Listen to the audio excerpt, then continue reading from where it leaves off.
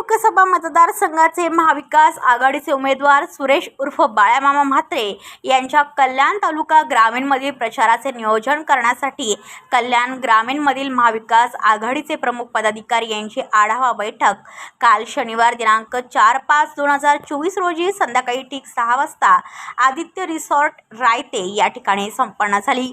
या बैठकीसाठी शिवसेना उद्धव बाळासाहेब ठाकरे पक्ष, राष्ट्रीय काँग्रेस पक्ष, राष्ट्रवादी काँग्रेस, शरदचंद्र पवार पक्ष,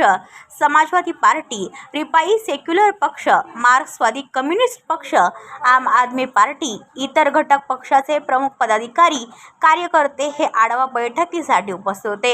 यावेळी राष्ट्रवादी काँग्रेस, शरदचंद्र पवार पक्ष, मुरबाड विधानसभा अध्यक्ष जयराम मेहर, राष्ट्रवादी काँग्रेस, शरदचंद्र पवार पक्ष, कल्याण तालुका अध्यक्ष बळीराम लोणे, बाळ्यामामा म्हात्रे यांचे निवडणूक प्रतिनिधी मनीष म्हात्रे व त्यांची संपूर्ण टीम, जिल्हा प्रमुख युवा सेना ठाणे जिल्हा ग्रामीण कल्पेश भोईर, उपजिल्हा प्रमुख सदाशिव सासे, शिवसेना कल्याण तालुका प्रमुख विश्वनाथ जाधव, अध्यक्ष रिपाई सेक्युलर पार्टी कल्याण तालुका अशोक रातांबे, संपर्क प्रमुख रमेश बांगर, उपजिल्हा प्रमुख महिला आघाडी माधुरी वाळिंबे, माजी सदस्य जिल्हा परिषद ठाणे जयश्री सासे, तालुका प्रमुख महिला आघाडी मीनाक्षी जाधव, कृषी उत्पन्न बाजार समिती कल्याण संचालक शहीद मुल्ला, संपर्क संघटक संतोष सुरोशी, शिवसेना उद्धव बाळासाहेब ठाकरे पक्षाचे चंद्रकांत गायकर, उपतालुका प्रमुख रामदास लोणे, उपतालुका प्रमुख नरेश सुरोशी, तालुका प्रमुख ग्राहक संरक्षण गोरक्षनाथ बांधणे तसेच लक्ष्मण मुठोळकर, अविश जुवारी, रमेश कथोरे, जयराम घरत, ज्ञानेश्वर पाटील, किरण केने, अध्यक्ष युवक काँग्रेस कल्याण तालुका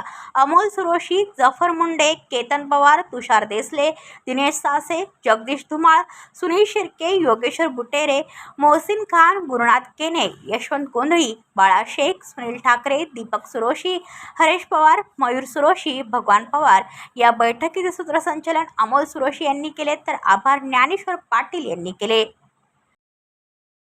व्हिडिओ रिपोर्टर भरत दळवी, KTV न्यूज, कल्याण।